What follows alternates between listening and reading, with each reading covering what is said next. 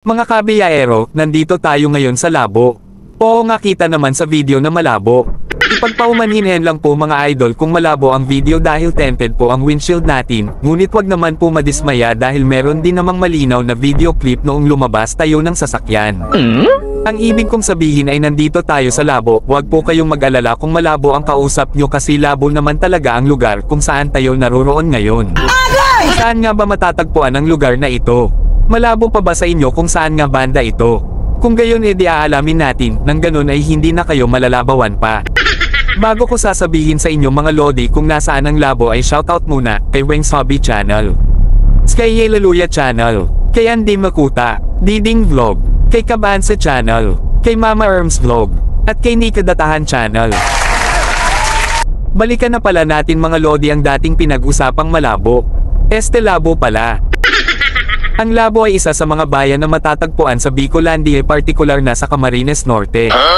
Ito ay may layong 326 na kilometro mula Manila at 16 na kilometro naman kung manggagaling ka sa bayan ng Daet. Ano-ano yan attraction sa nasabing lugar? Ayon sa aking nalalaman, nag-e-enjoy ang mga turista dito dahil bukod sa exciting na river adventure, Oh my God! Wow! napakagandang tanawin sa lugar dahil napapaligiran ito ng 3 bundok na may nakakamanghang tanawin at pinananabikan din ng mga turista at maging ng mga lokal man sa lugar. Oh my God! Ang 3 bundok na nabanggit ay ang Mount Bagakay, Mount Cadig at ang Mount Labo. Ang mga bundok na ito ay sagana sa tropical na kagubatan at sakahan na tiyak tatangkilikin at maging destinasyon ng mga turista at maging mountaineer at mga hikers. Ang Mount Bagakay ay maaring puntahan ng mga manlalakbay, bisita at mga turista. Pwede rin itong gawing kampong area at mamamalagi ng magdamag dahil may makukuhanan naman dito ng maiinom na malinis na tubig. Dito rin matatagpuan ang bilad na bato na kung saan matatanaw mo ang paligid ng bundok.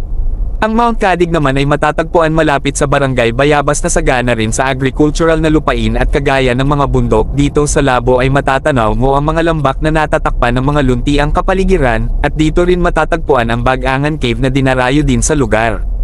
At ang Mount Labo naman ay isang tambalang bulkan sa hilagang kanluran na dulo ng Bicol Peninsula.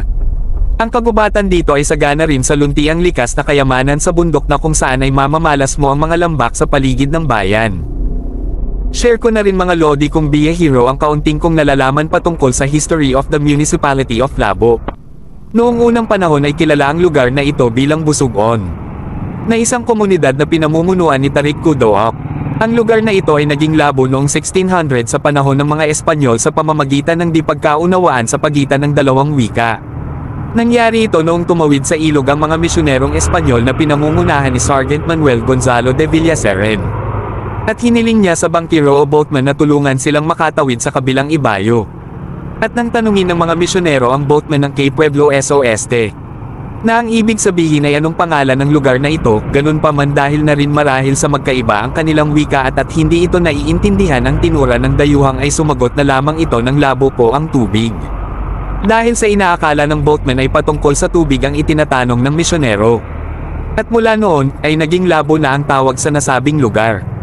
At noong September 8, 1800 ay naging opisyal na naging bayan ang nasabing lugar.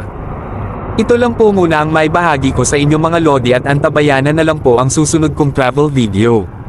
Maraming salamat po sa pagsubaybay at kung meron po kayong puna sa hisyon at tanong ay huwag mag-atubiling mag-comment sa ibaba. God bless you!